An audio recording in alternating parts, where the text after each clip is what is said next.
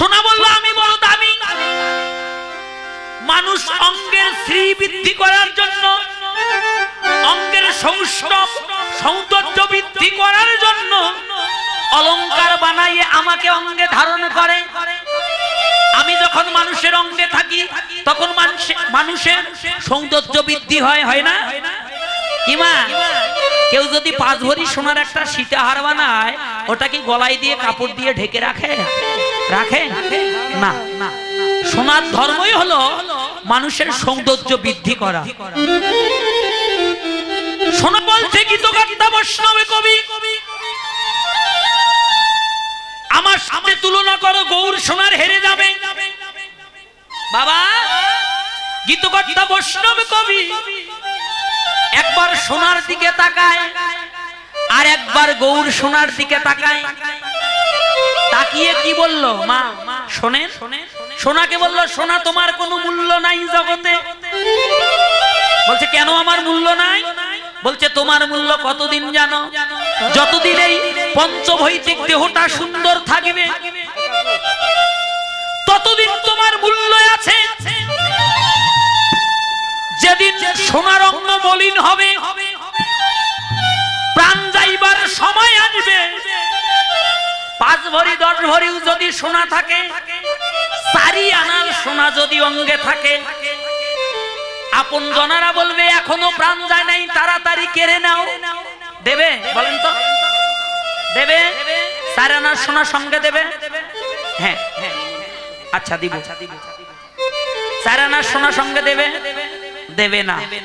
কিন্তু জানো সোনা, কোন ভাগ্যবান ভাগ্যবতী যদি গৌর চরণ আশ্রয় করে, গুরু চরণ আশ্রয় করে আমার গৌর সোনাকে হৃদয়ে ধারণ করতে পারে, তার ইহকাল পরকাল 2 কালে আলোকিত হয়ে যায়। তাই হেমশয় অতি গোড়া জাগতিক জগতের সোনা হেরে গেল গৌর সোনার কাছে।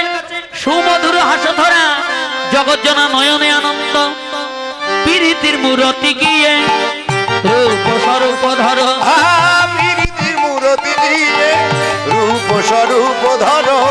ওই সন প্রতি অঙ্গ বন্ধে আহারে, ওই সন প্রতি অঙ্গ বন্ধে আহারে, ওই সন প্রতি অঙ্গ বন্ধে আহারে, ওই সন প্রতি অঙ্গ বন্ধে আহারে, ওই সন প্রতি অঙ্গ বন্ধে মরি রে, ওই সন প্রতি অঙ্গ বন্ধ।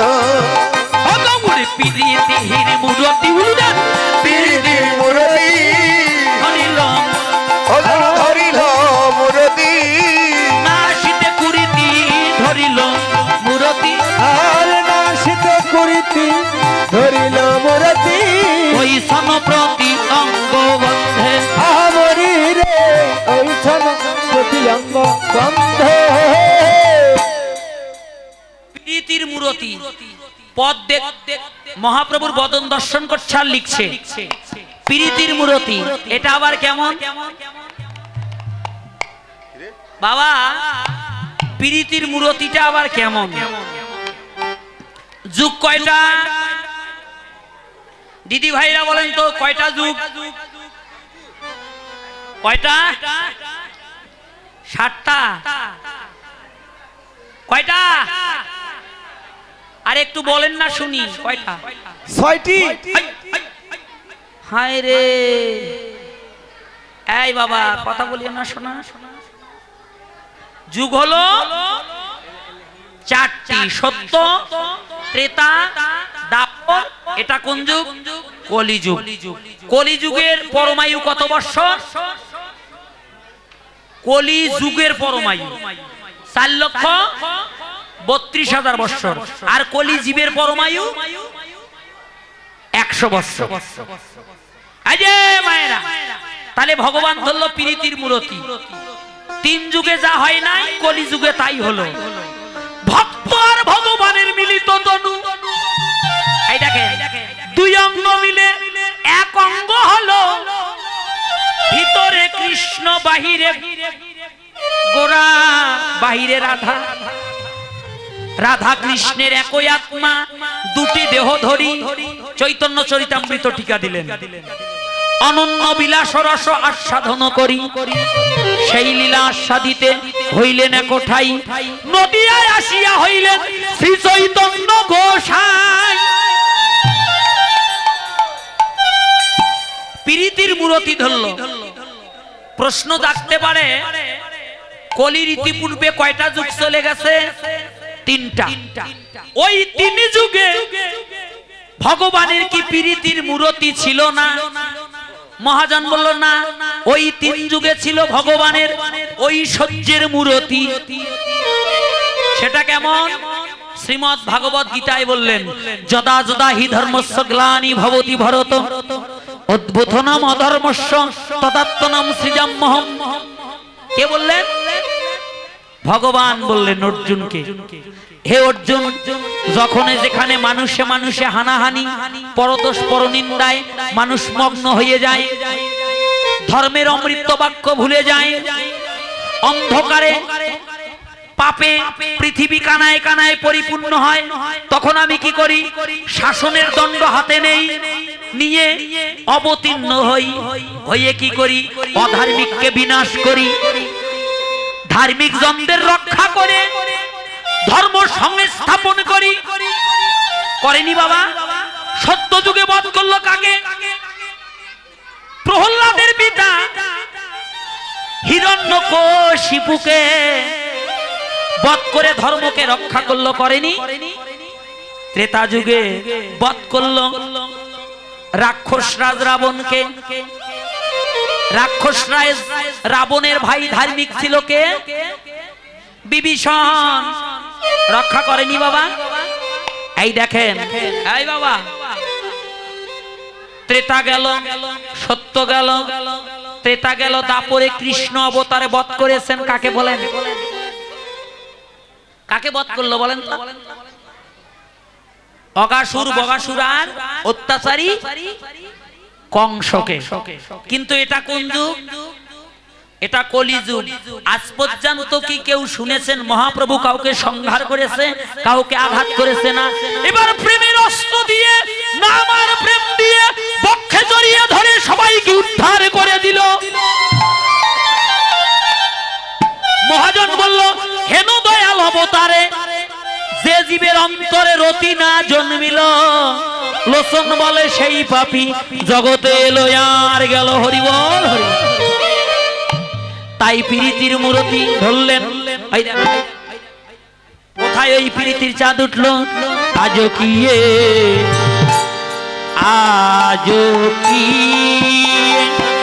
আজো কি নাবর দীপ চন্দ্র ওকে আহা মরিয়ে আজো কি, আজো কি, আজো কি নবর দীপ চন্দ্র।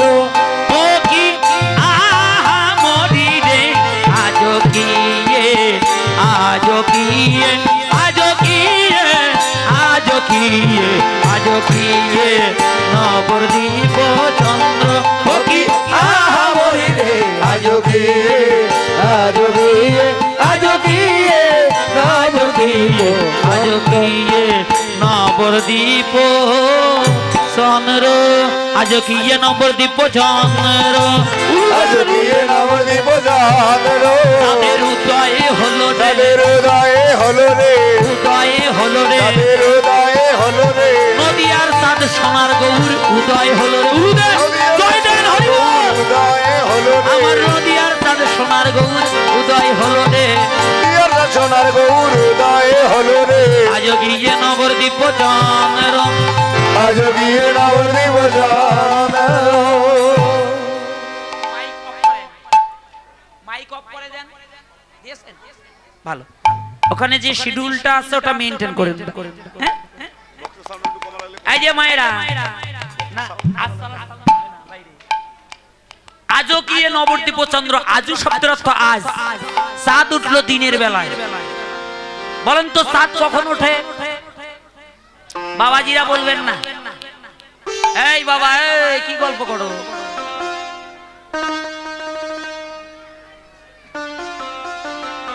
একবারে সাইলেন। এই যে দিদি ভাইরা বলেন তো চাঁদ কখন ওঠে মা?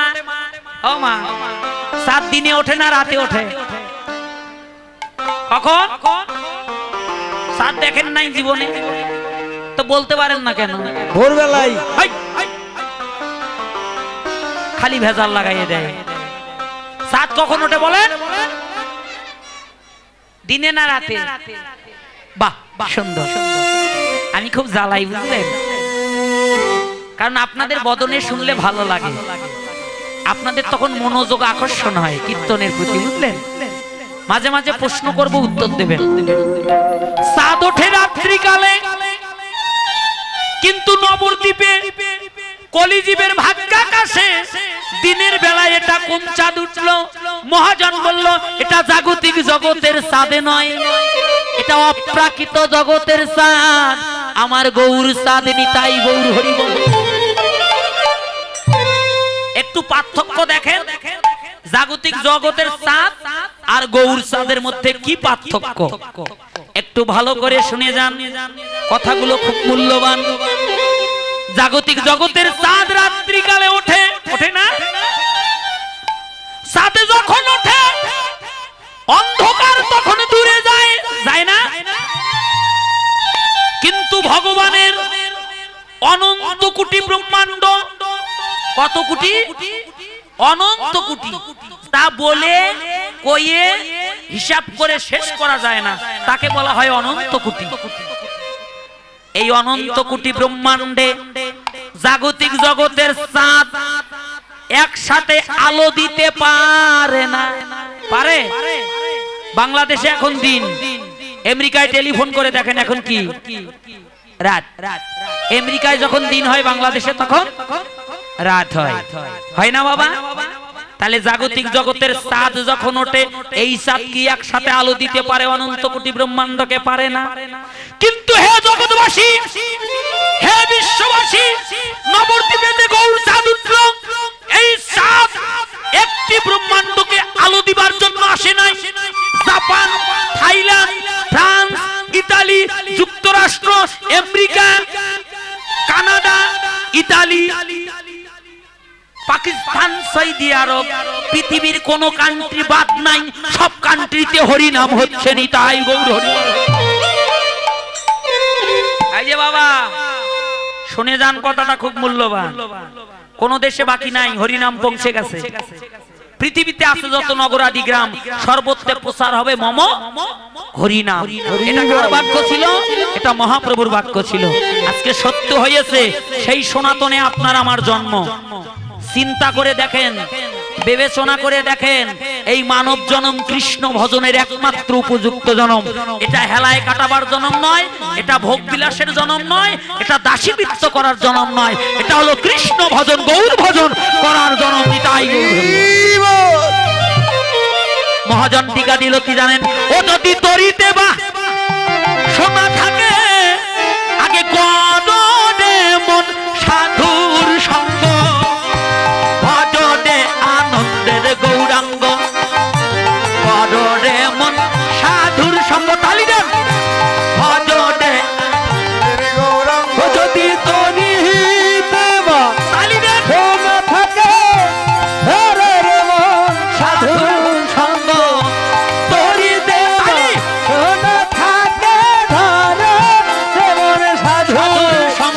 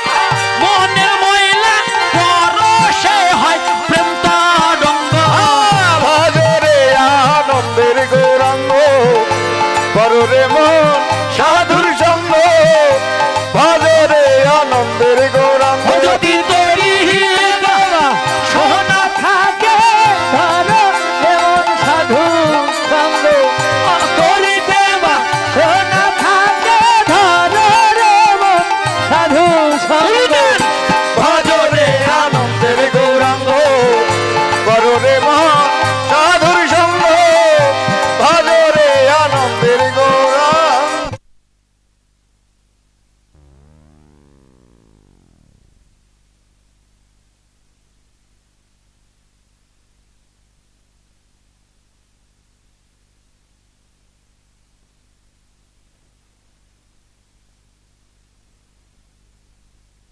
চারটে পার হয়ে গেছে কয়টা 5টা পর্যন্ত 5:30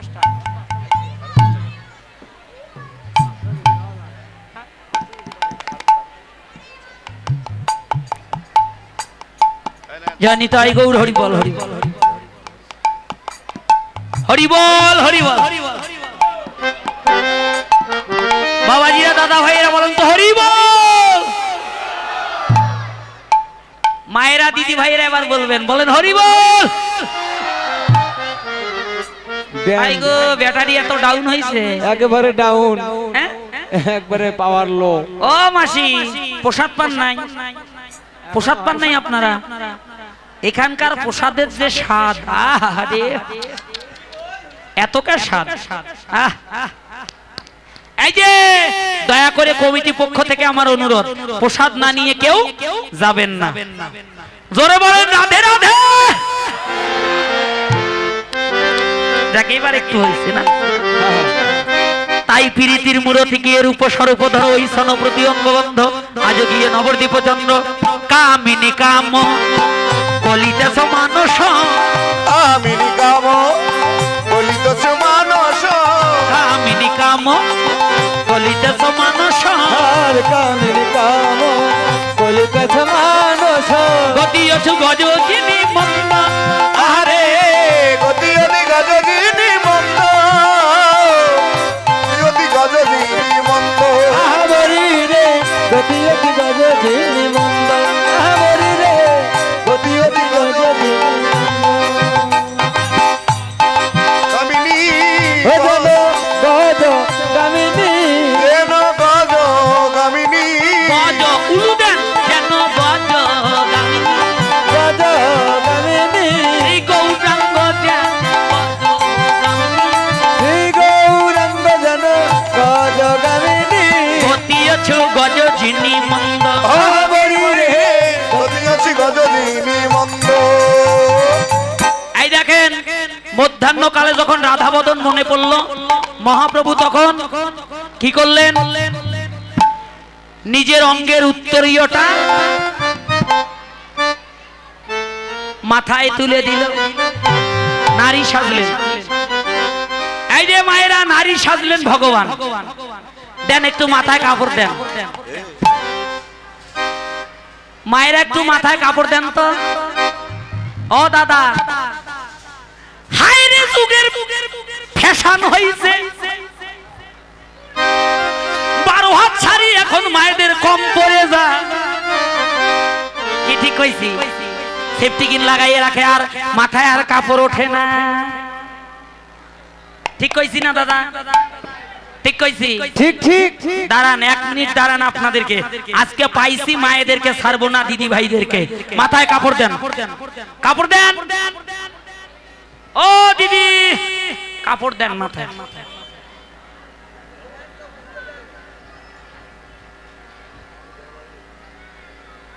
এই মায়েরা কাপড় দেন তো মাথায় এই যে কাপড় দেয়নি দেন একটু মাথায় ঘোমটা দেন দেন গো মা চরণ ধরে বলছি দেন হ্যাঁ ভালো করে দেন টেনে দেন ও বৌদি একটু ভালো করে কাপড় দেন মাথায় হ্যাঁ দিছেন আমার বৌদিরা আর মাসিমারা দেবেন না শুধু আমার কুমারী দিদি ভাইরা যারা আছেন রন্নার এক সাইড মাথায় তুলে দেন তো দেখি দেন হ্যাঁ দেন হ্যাঁ দেন ভালো করে দেন সুন্দর করে দেবেন হ্যাঁ হ্যাঁ আর একটু টেনে দেন সামনের দিকে এই যে মনি দাও নাই যাদের আছে তারা দেন, রন্না যাদের আছে দেন, মাথায় কাপড় দেন, ভালো করে দেন, একটু টেনে দেন না। এই যে শুধু কি মায়েরা, মাসিরা আর দিদি ভাইরা দেবেন, আমার বাবাজিরাও মাথায় কাপড় দেন। যাদের উত্তরীয় আছে উত্তরীয় দেন, যাদের মাফলার আছে দেন, তা যদি না থাকে পকেটে যদি রুমাল থাকে দেন দেন দেন, তাড়াতাড়ি দেন।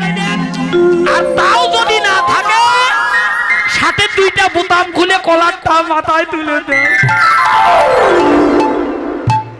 আর তা যদি না পারেন, লীলাটা হলো স্মরণীয়, মনে মনে চিন্তা করেন মহাপ্রভু দিয়েছে, আপনিও দিয়েছেন। কারণ পুরুষত্ব অভিমান নিয়ে কোনদিন কৃষ্ণ ভজন হয় না।